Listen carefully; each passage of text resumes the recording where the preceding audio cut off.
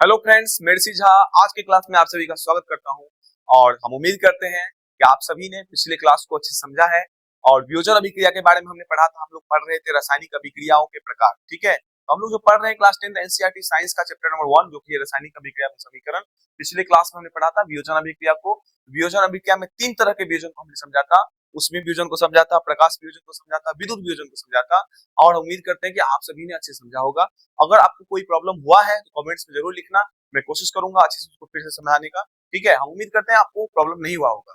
तो आज जो हम लोग पढ़ने जा रहे हैं विस्थापन अभिक्रिया को, जैसे कि आप देख पा रहे हैं डिस्प्लेसमेंट रिएक्शन। ठीक है, तो विस्थापन अभिक्रिया को अच्छे से पढ़ेंगे। और ये जितने भी रासायनिक अभिक्रियाएं हैं, बिहार बोर्ड क्लास 10 का जो एग्जाम होता है ना, आपको बता देते हैं यहाँ पर ये जो विस्थापन अभिक्रिया है, द्विविस्थापन अभिक्रिया है, संयोजन अभिक्रिया है, वियोजन अभिक्रिया है, आना ही आना है। ठीक है, और उसमें ये बहुत ही ज्यादा ही इंपॉर्टेंट है, इसको अच्छे से आपको समझना है। और आप कॉपी पेन लेकर के बैठे हैं, हम उम्मीद करते हैं आप सभी बैठे होंगे। तो चलिए आज के क्लास को प्रारंभ करते हैं और अच्छे से समझते हैं, समझ करके लिखते हैं। तो इसके पहले परिभाषा को लिखते हैं। तो विस्थापन अभिक्रियाएं जो है, विस्थापन अभिक्रिया क्या है ना, आज हम लोग पढ़ने जा रहे हैं विस्थापन अभिक्रिया को। इसकी परिभाषाएं क्या है, तो परिभाषा अगर आपने समझ लिया ना तो बस कहानी खत्म है। परिभाषा में ही सब कुछ है। तो परिभाषा तो आपको याद करना है, क्योंकि एग्जाम में आता है 2 नंबर में विस्थापन अभिक्रिया की परिभाषा, और एक उदाहरण के साथ समझाएं। ठीक है, समीकरण के साथ समझाएं। तो देखिए विस्थापन अभिक्रिया की अगर बात करें तो विस्थापन अभिक्रिया जो है ना, क्या लिखेंगे, तो लिखेंगे विस्थापन अभिक्रिया में वह रासायनिक अभिक्रिया, वह रासायनिक अभिक्रिया, वह रासायनिक अभिक्रिया जिसमें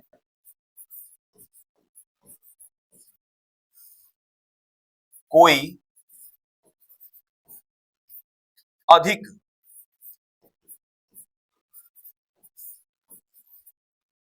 क्रियाशील तत्व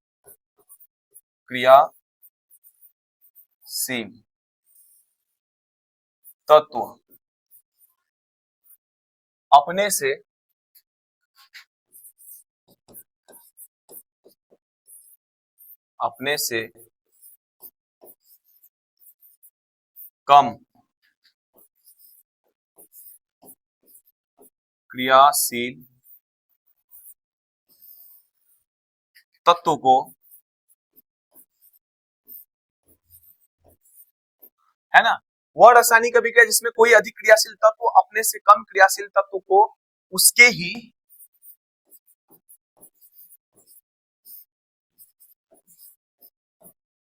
यौगिक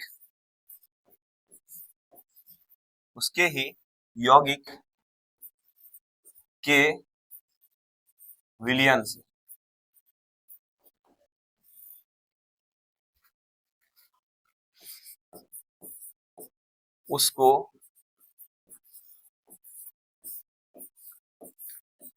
उसको विस्थापित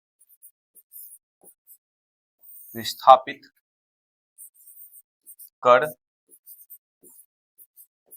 देता है।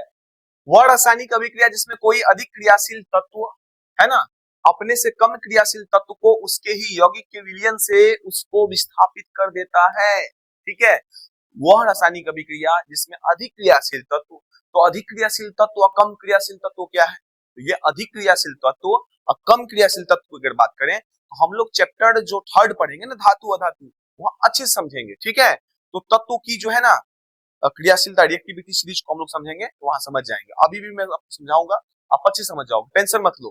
ठीक है, कि अधिक क्रियाशील क्या होता है, कम क्रियाशील होता है, अभी मैं थोड़ा बहुत समझा दूंगा, आप समझ जाओगे अच्छे से।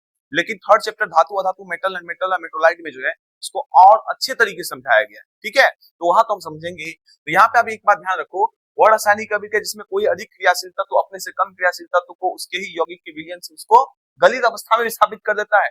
ऐसे रासायनिक अभिक्रिया को विस्थापन अभिक्रिया कहते हैं, डिस्प्लेसमेंट रिएक्शन कहते हैं।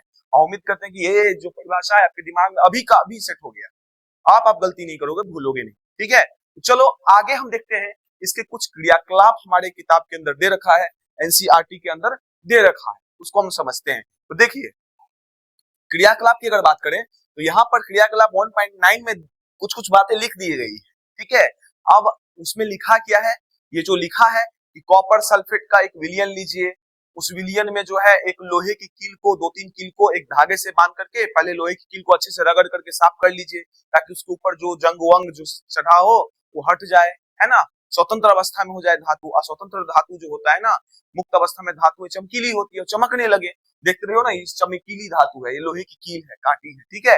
इसको क्या करना है, 2-3 कील को इस कॉपर सल्फेट के विलियन में इसको डुबो देना है। अब 15-20 मिनट 1 घंटा के लिए इसको छोड़ देना है। क्या देखने को मिलता है, ये लोहे की जो कील है ना, कुछ देर के बाद ये जो कील है इसका कलर कैसा हो जाता है, ये चमकीला जो कलर है ना, ये ब्राउन कलर में चेंज हो जाता है, ये भूरे रंग में चेंज हो जाता है। ये कैसे हुआ, ठीक है, ये कहा गया है।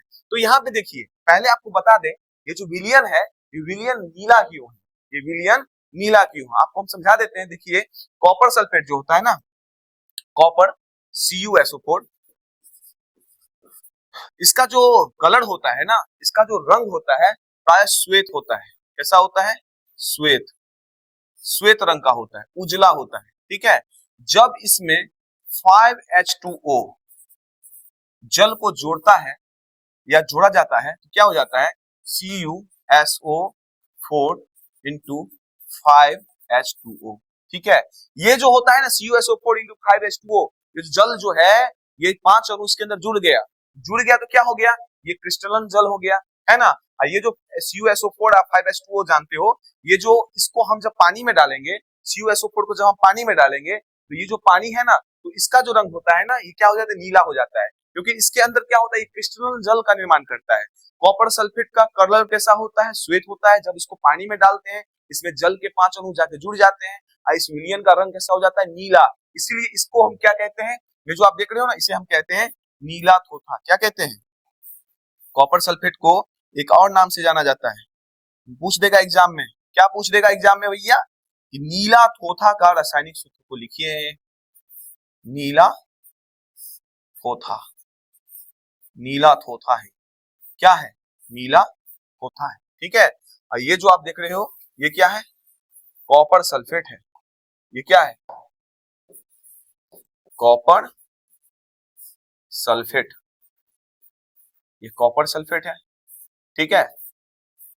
ये नीला थोथा है, ठीक है। तो कॉपर सल्फेट नीला थोथा, समझ रहे हो ना, क्योंकि इसके अंदर 5H2O जो है जल का अणु जुड़ चुका है, ये भी कॉपर सल्फेट ही है, ठीक है। जब इसको हम एक टेस्ट ट्यूब के अंदर डालते हैं तो टेस्ट ट्यूब का रंग कैसा हो जाता है, नीला हो जाता है। कैसा हो जाता है, नीला हो जाता है। अब एक बात ध्यान रखना है कि लोहे की कील को जब हम लिए थे, चमक रहा था, उसको अच्छे से रेगमाल से साफ किए थे। इस लोहे की कील को जब हमने कॉपर सल्फेट के विलियन में डाला, अब 20-25 मिनट के बाद उस विलियन का रंग कैसा हो गया, फीका रंग हो गया, रंग गायब हो गया। रंग कैसा हो गया, देखो ये नीला रंग था, ठीक है। अब 15-20-25 मिनट के बाद क्या हो गया, ये रंग ऐसा हो गया, फीका हो गया। कलर क्यों गायब हो गया भैया, है ना, कलर क्यों गायब हो गया, ये विलियन का रंग कैसे बदल गया, फीका क्यों हो गया, इस लोहे की कील जो चमक रही थी ये भूरा कैसे हो गया। इसके पीछे कहानी है, उस कहानी को समझने से पहले एक और कहानी समझाना चाहता हूं, ठीक है। आप समझने की कोशिश करो, अच्छे से ध्यान दो, दिमाग को कंसंट्रेट करके जब पढ़ रहे होते हो, दुनिया में कोई भी चीज दिमाग के अंदर नहीं होना चाहिए, सिर्फ पढ़ाई, ठीक है। एकदम माइंड को एकदम रिलैक्स करके समझना है। अब देखो यहाँ पे कुछ इंपॉर्टेंट बातें ये है कि इस कहानी को समझने के लिए एक और कहानी है कि रिएक्टिविटी सीरीज आपको समझना होगा। रिएक्टिविटी सीरीज क्या होता है, अधिक क्रियाशील धातु सबसे ऊपर अधिक क्रियाशील धातु होता है, तो सबसे अधिक क्रियाशील धातु कौन है, तो हम सभी जानते हैं पोटासियम है। ये क्यों अधिक क्रियाशील, सबसे ऊपर इसका स्थान क्यों है, धातु अधातु में बताऊंगा। पोटासियम सबसे ऊपर क्यों है, ठीक है। इसके बाद कौन है, सोडियम, उसके बाद कौन है, कैल्शियम, उसके बाद कौन है, मैग्नीशियम, उसके बाद कौन है, एल्युमिनियम, उसके बाद कौन है, जिंक, इसके बाद कौन है, आयरन, इसके बाद कौन है, जल्दी बताओ, इसके बाद है पीबी, लेड, उसके बाद कौन है, Cu, इसके बाद कौन है, Ag, इसके बाद कौन है, Au। इस तरह से रिएक्टिविटी सीरीज है। सबसे अधिक क्रियाशील पोटासियम, उसके बाद सोडियम, उसके बाद कैल्शियम, उसके बाद मैग्नीशियम, उसके बाद एल्युमिनियम, उसके बाद जिंक, उसके बाद आयरन, उसके बाद लेड, उसके बाद कॉपर, उसके बाद सिल्वर और सोना। अब एक बात समझो, एक अच्छे से समझो, ये सारे जो रिएक्टिविटी सीरीज है ना, तो सबसे जो ऊपर धातु है अधिक क्रियाशील है, उससे जो नीचे वाला है वो कम है, उससे कम है, उससे कम है, उससे कम है, उससे कम है। जितने नीचे जाते जाओगे उतने क्रियाशीलता इसकी घटती जाएगी, ठीक है। हमने क्या पढ़ा था, हमने ये पढ़ा था वो रासायनिक अभिक्रिया जिसमें अधिक क्रियाशील तत्व जो अपने से कम क्रियाशील तत्व को उसके ही विलयन से, उसके ही यौगिक से उसको विस्थापित कर देता है। मतलब अधिक क्रियाशील तत्व अपने से कम क्रियाशील तत्व को। तो अधिक क्रियाशील कौन है? कॉपर से जितने ऊपर हैं सभी अधिक क्रियाशील हैं।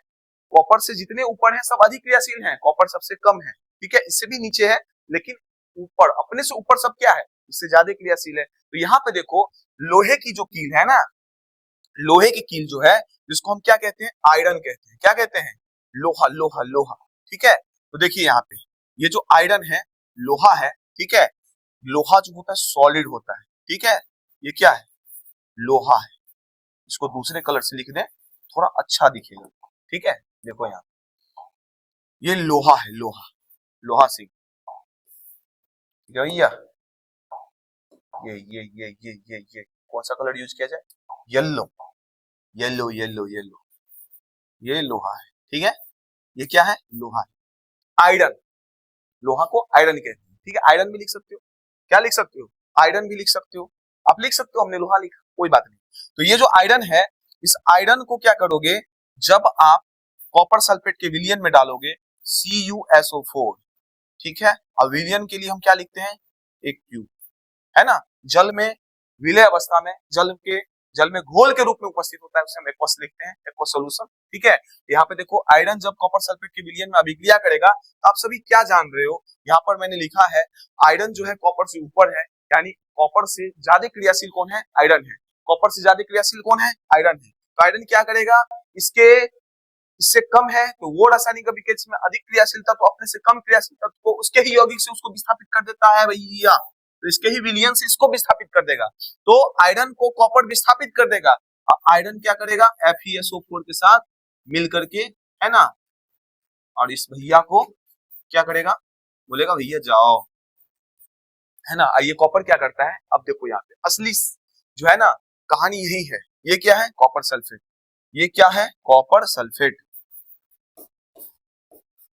Copper sulphate. ठीक है, कॉपर सल्फेट। ये क्या है? आयरन, ठीक है, सल्फेट। ये है आयरन सल्फेट। ये क्या है? कॉपर। ये क्या है? कॉपर। सारे सूत्र का नाम याद रखना। ठीक है, अब देखो यहाँ पे ये है आयरन, ये है कॉपर सल्फेट का विलयन। ठीक है, आयरन ने क्या किया? आयरन जो है अधिक क्रियाशील है, अपने से कम क्रियाशील तत्व को उसके ही विलयन से, यौगिक से उसको विस्थापित किया, और विस्थापित करके कॉपर कहाँ चला गया? ये लोहे की कील है, इसके ऊपर आप ब्राउन ब्राउन लेयर देख रहे हो ना, प्राय कॉपर का है। किसका है? कॉपर का, क्योंकि हम तो लोहे को चमका के दिया था, इस नीला विलयन में डाला था, और नीला विलयन क्या हो गया? फीका हो गया, फीका हो गया। और यहाँ पे एक चमत्कार देखने को मिला, ये जो लोहे की कील जो चमक रही थी वो भूरे हो गया। इस कील को जब हमने निकाला, आपने निकाल करके देखोगे और उसके ऊपर हाथ ऐसे करके रगड़ोगे, ऐसे करके, तो आप देखोगे ये भूरे भूरे भूरे भूरे रंग के जो है ना पाउडर आपके हाथ में लगेंगे। ठीक है, और पाउडर घुलित अवस्था में होगा, क्योंकि ये आप देख रहे हो ना, आपको बता दें जो कॉपर होता है ये आपके हाथ के ऊपर भूरा भूरा रंग का आपको मान के चलो आपको दिखेगा। यहाँ उंगली पे आप अगर इसको रगड़ते हो, स्टील को रगड़ते हो, है ना, इस तरह से निकालते हो, तो आपको पूरे कॉपर हाथ में लगेंगे। तो ये जो कॉपर है प्राय इसके ऊपर चला गया। ठीक है, किसके ऊपर? इस लोहे की कील के ऊपर चला गया। और ये जो विलयन है वो फीका हो गया, क्योंकि इसके अंदर क्या हो गया? आयरन जो है इसको विस्थापित कर दिया। ठीक है, तो ये प्राय जो आप देख रहे हो ना, ये अधिक क्रियाशील तत्व अपने से कम क्रियाशील तत्व को उसके ही विलयन से विस्थापित करने का एक उदाहरण है। ठीक है, विस्थापन अभिक्रिया का बहुत ही इंपॉर्टेंट उदाहरण में से ये एक है। आपको समझ में आ रहा है कि नहीं आ रहा है? जल्दी बताओ। हम उम्मीद करते हैं आप समझ गए होंगे इस चीज को। देखो एक चीज हमेशा याद रखना, आपको हमेशा मैं बोलता हूँ, ठीक है, कोई भी चीज इतनी आसानी से नहीं होता है, उसके लिए मेहनत करना पड़ता है। कोई भी चीज जीवन में आसानी से नहीं मिलता है। ठीक है, मोती जो होता है अक्सर समुद्र के किनारे नहीं मिलता है। मोती अक्सर समुद्र के किनारे नहीं मिलता है, उस मोती को पाने के लिए समुद्र में उतरना पड़ता है। मोती अक्सर समुद्र के किनारे नहीं मिला करता, उसे पाने के लिए हमें समुद्र में उतरना पड़ता है। कोई भी चीज उतने आसानी से आपको नहीं समझ में आता या मिलता, उसके लिए आपको क्या करना पड़ता है? पूरे कंफर्ट जोन को छोड़ करके जंग में उतरना पड़ता है। आपके लिए जंग क्या है? बिहार बोर्ड क्लास 10 2027 के एग्जाम में 100 में 100 लाना, आप नहीं लाओगे ना, दूसरा कोई लाएगा, ठीक है। लेकिन आपके अंदर भी वही दिमाग है, आपके अंदर भी क्रिएटर ने कोई गलत, हर एक के साथ एक समान दिया है, ठीक है। कोई भी भगवान ने, ऊपर वाले ने, जो भी क्रिएटर है, जो हमें सबको बनाया है, इस संसार को बनाया है, वो किसी के साथ भेदभाव नहीं किया है। आंख दिया है, उसके अंदर मान के सर है, सर के अंदर ब्रेन है, ब्रेन के अंदर सोचने की क्षमता है, सबके पास सेम है, ठीक है। बस एक आदमी जो होता है अपने कंफर्ट जोन से निकलता है, एक आदमी अपने कंफर्ट जोन के कारण अपने जीवन को बर्बाद कर लेता है। आपको अपने मम्मी पापा की परिस्थिति को देखना है, किस तरह से वो स्ट्रगल कर रहे हैं, ठीक है। उस स्ट्रगल को समझो। सबसे बड़ा मोटिवेशन आपके पापा है, जो मेहनत करते हैं। हो सकता है आपके पापा किसान हो सकता है आपके पापा मजदूर हो, कहीं मजदूरी करने जाते होंगे ना। अब देखना, अगर उनको 500 रुपया मिलती है ना, 400 रुपया मिलता है ना, उस 400 रुपया के लिए जहां वो काम करने जाते हैं, सुबह से लेकर शाम तक उनके साथ किस तरह से बर्ताव किया जाता है, उन्हें शांति से बैठने नहीं दिया जाता है। और वो पापा जानता है, ठीक है, कि अगर मैं आज मेहनत नहीं करूंगा तो कल मेरे बच्चे जो है वो किस तरह से जीवन में आगे बढ़ेंगे। और आप क्या करते हो, आप कंफर्ट जोन की तलाश में हो, है ना। तो फ्री में कोई चीज नहीं मिलता है, संघर्ष करना पड़ता है। सफलताएं आसानी से नहीं मिलती। मैंने क्या बोला आपको कि संघर्ष कीजिए, संघर्ष से आपको हटना नहीं है, ठीक है। संघर्ष करना है, लड़ना है, ठीक है, और लड़ के सफल होना है। और सफलता की जो है ना सबसे बड़ी बात है, जब सफलता होती है ना तो दुनिया में जो है ना सफलताएं बहुत दूर से दिखाई देने लगती है ना। जब तक आप असफल रहोगे, ठीक है, तो आपको कोई नहीं देखेगा। जब सफल हो जाओगे पूरी दुनिया आपको देखने आएगी, ठीक है। अभी अगर आप सबको दिखाने के लिए घूमते हो फिरते हो, बाद में आप दिखाने लायक नहीं रहोगे। इस चीज को समझना है, ठीक है। पढ़ो, अच्छे से पढ़ो। पढ़ाई के सिवा आपके पास, अगर आप गरीब हो ना, आपके पापा मजदूर है ना, आपके पापा किसान हो ना, मैं उन अमीरों को नहीं पढ़ा रहा हूँ, ठीक है, मैं गरीबों को पढ़ा रहा हूँ। समझ रहे हो ना बात को, मैं गरीबों को पढ़ा रहा हूँ। मैं उसको पढ़ा रहा हूँ जिसके पापा खेती करते हैं, मजदूरी करते हैं, है ना, मजदूर हैं, उनके बच्चे को मैं पढ़ा रहा हूँ। अब मैं समझाता हूँ आपको कि आप 100% श्योर रहो, हार्ड वर्क करोगे, बिहार बोर्ड में टॉप करोगे। हम जो पढ़ा रहे हैं ना, हम नॉर्मल फर्स्ट डिवीजन 450 470 ला दोगे, उससे नहीं है। आपको बिहार बोर्ड में आना है, ठीक है। कोई भी आता है, इंसान ही आता है, कोई जानवर का बच्चा नहीं आता है बिहार बोर्ड में टॉप करने। कोई गाय भैंस का बच्चा नहीं होता, इंसान का ही बच्चा होता है, ठीक है। वो जो बच्चा होता है ना, अपने कंफर्ट जोन को त्याग गया रहता है। हर एक वो सुविधाएं जो उसको डिस्ट्रैक्ट करती है, अपने लक्ष्य से हटाती है, सबको हटा करके वो 10 बाय 10 कमरे में बंद होकर के रात दिन मेहनत कर रहा होता है। मैं इस चीज के लिए बोल रहा हूँ, आप इस चीज को समझ गए होंगे। कुछ उदाहरण ये पे देख रहे हो ना, ये जितने भी कॉपर से ऊपर है सभी क्या है, अधिक क्रियाशील है। कॉपर से जो भी नीचे है कॉपर से कम है, लेकिन कॉपर से ये सारे ऊपर है। तो यहाँ पर आयरन क्या है, ऊपर है कॉपर से, देख रहे हो, आयरन कॉपर से ऊपर लेड है, लेड सुपर आयरन, ठीक है। एक दो अभिक्रियाएं और है जिसको हम समझते हैं। देखिए यहाँ पे एक दो अभिक्रियाएं क्या है, जैसे कि आपको बता दें, ये जिंक है। क्या है, जिंक, एक सेकंड, जिंक है। हमारे एनसीईआरटी में क्या दिया है, जिंक। जिंक जो होता है, ठीक है, जिसे हम जिंक या जस्ता, ठीक है। अब देखो इस जिंक को जब हम लोग CuSO4, ठीक है, कॉपर सल्फेट के विलयन में डुबोते हैं। किसके विलयन में, कॉपर सल्फेट के विलयन में। ये जिंक है, ये क्या है, कॉपर सल्फेट विलयन में इसको डुबोते हैं, अभिक्रिया करवाते हैं। तो क्या होता है, जिंक जो है ना, अब यहाँ पे देखो, जिंक जो है कॉपर से ऊपर है, यानी ये जितने भी ऊपर वाले हैं वो अधिक क्रियाशील हैं। तो अपने से नीचे कॉपर है, तो अपने से नीचे यानी कम क्रियाशील कॉपर को उसके ही विलयन से उसको विस्थापित करेगा। तो यहाँ पे क्या करेगा, ये जो जिंक है ना, कॉपर सल्फेट के विलयन में जब ये अभिक्रिया करेगा तो क्या करेगा, ध्यान रखना, क्या करेगा, कॉपर सल्फेट को विस्थापित करके ZnSO4 है कि नहीं, एक्वस सोल्यूशन, और कॉपर भैया विस्थापित हो जाएंगे, ठीक है। ये क्या है, ध्यान रखना, ये जो विलयन है ये है जिंक सल्फेट का, जिंक सल्फेट का ये विलयन है, ठीक है। ये क्या है, जिंक सल्फेट का विलयन है।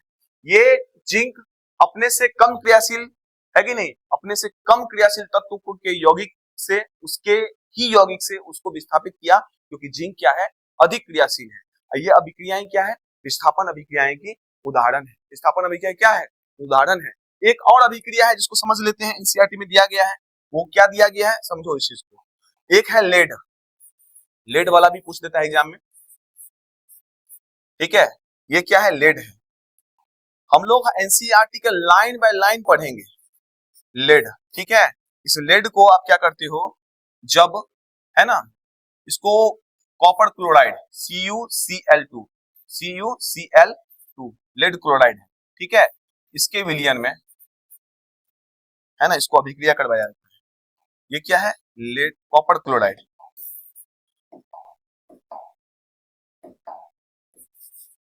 कॉपर क्लोराइड, कॉपर क्लोराइड, ठीक है। इसके विलयन में जब अभिक्रिया करवाया जाता है तो क्या देखने को मिलता है? अब देखो यहाँ पे लेड भी जो है, प्राय लेड भी जो है ये क्या है, कॉपर से ऊपर है, तो ये भी अधिक क्रियाशील है कॉपर से। तो क्या करेगा, इस लेड को, लेड जो है कॉपर को विस्थापित कर देगा। लेड क्या करेगा, कॉपर को विस्थापित करेगा, क्या बना देगा? PbCl2 बना देगा, PbCl2 बना देगा।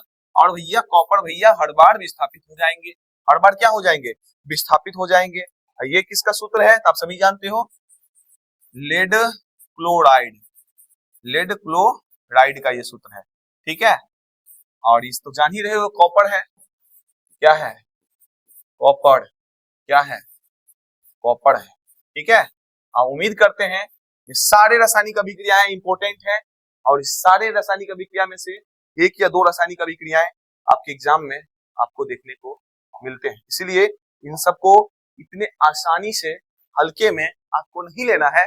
सारे रासायनिक समीकरण को विस्थापन अभिक्रिया के जो एनसीईआरटी में दिए गए हैं, मोस्ट वीवीआई हैं, ठीक है। आपको इसको समझ के रखना है और दिमाग में ये रखना है, विस्थापन अभिक्रिया की परिभाषा, अगर आपको परिभाषा याद है तो आपको कोई दिक्कत ही नहीं है। परिभाषा में ही सारा क्या है, हल है। वह रासायनिक अभिक्रिया जिसमें कोई अधिक क्रियाशील तत्व अपने से कम क्रियाशील तत्व को उसके ही यौगिक के विलयन से उसको विस्थापित कर देता है। ये परिभाषा याद रखना है आपको। प्लस सबसे इंपॉर्टेंट मोस्ट वीवीआई जो है ना, याद रखना, मोस्ट वीवीआई, इसको मैं MVVI लिख रहा हूं, ठीक है। ये मोस्ट वीवीआई है, ये परिभाषा, ये एग्जाम्पल, ये रासायनिक समीकरण, विस्थापन अभिक्रिया का जो समीकरण देख रहे हो ना, ये सबसे इंपॉर्टेंट है, बहुत बार पूछा जाता है। और इसको भी ध्यान में रखना है, क्योंकि आपसे पूछ देगा, है ना, क्या पूछ देगा कि आयरन जो है ना, कॉपर सल्फेट विलयन में जब हम डुबोते हैं तो कॉपर को विस्थापित कर देते, क्यों? क्योंकि आयरन जो है, लोहे की कील जो है, कॉपर से अधिक क्रियाशील है, और इसीलिए हम सभी जानते हैं अधिक क्रियाशील तत्व अपने से कम क्रियाशील तत्व को उसके ही यौगिक के विलयन से विस्थापित कर देता है। प्राय समीकरण लिख देगा, इस समीकरण का नाम पूछेगा कौन सा अभिक्रिया है, आपको लिखना विस्थापन अभिक्रिया है। फटाक से आप समझ जाओगे, आपके दिमाग में परिभाषा है, आपके दिमाग में ये सारे एग्जाम्पल्स हैं, उदाहरण हैं, तो आप आसानी से अगर एग्जाम में आता है तो आप इसके बारे में लिख सकते हो, ठीक है। तो उम्मीद करते हैं आप सभी को समझ में आया होगा। अगर समझ में आया होगा, इस वीडियो को लाइक करो, शेयर करो, और भी स्टूडेंट को हेल्प हो सके, है ना। और अच्छे से इसको नोट्स करो। अगर आप स्क्रीनशॉट लेना चाहते हो तो मैं हट जाता हूँ, इसका स्क्रीनशॉट ले लो, और इसके बाद इस स्लाइड का स्क्रीनशॉट ले लो, ठीक है। और ये जो आप क्रियाशीलता देख रहे हो ना, ये सभी हम धातु अधातु में फिर से पढ़ेंगे, और इसका स्क्रीनशॉट ले लो। चलो फिर मिलते हैं नेक्स्ट क्लास में, तब तक के लिए धन्यवाद, ठीक है।